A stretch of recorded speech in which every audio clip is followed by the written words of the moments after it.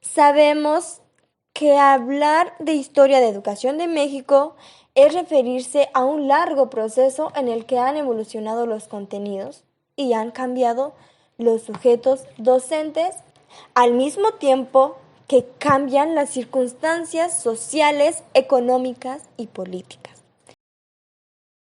Y les presentaré el tema de la educación prehispánica en México. Desde hace mucho tiempo fue plasmada en diversas civilizaciones como algo fundamental para el desarrollo de la vida en sociedad, transmisión de conocimiento y el seguimiento de sistemas. En la cultura náhuatl se tomaba en cuenta la idea de quién es dueño de un rostro y un corazón.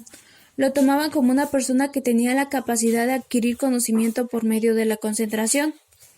Les enseñaban cómo vivir, que debían de obedecer, tenían una cultura muy apegada.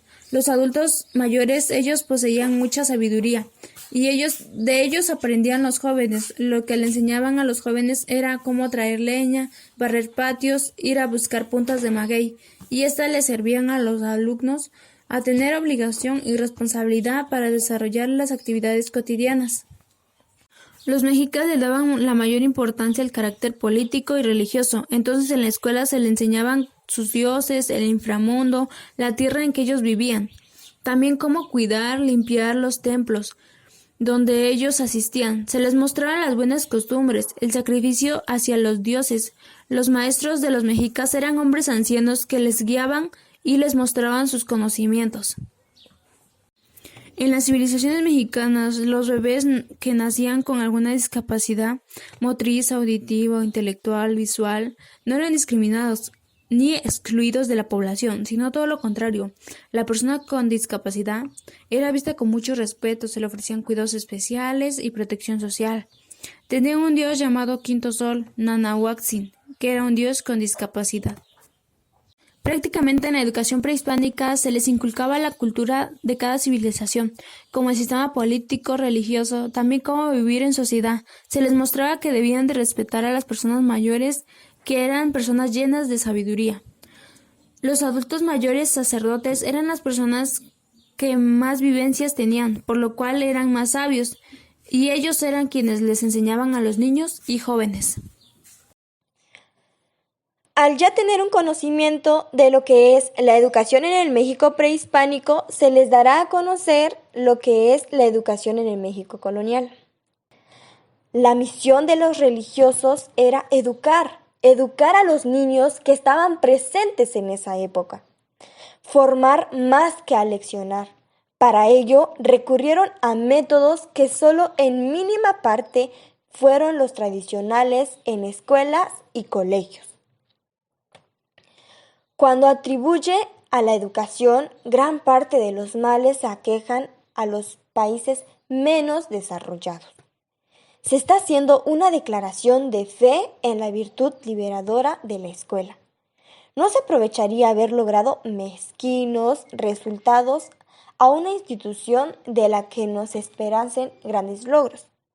La reacción del rechazo y desconfianza, justificado por un pasado reciente y opresión e injusticia, ha llevado a afirmar que el sistema educativo no era más justo ni equitativo de la economía o la sociedad, porque las escuelas estaban organizadas para desarrollar y mantener en los países imperiales una organización intrínsecamente inequitativa e injusta de la producción y poder político. Las escuelas de la época colonial estuvo directamente sometido a las decisiones de la corona. Ni siquiera fue controlada por la jerárquica eclesiástica como representante de una poderosa institución provista de recursos materiales e espirituales. La popular expresión de que las iglesias católicas tuvo un monopolio de la educación en un anacronismo. Ciertamente, la educación formal institucionalizada estuvo dedicada a un pequeño número de niños del medio urbano y de grupos socialmente respetados.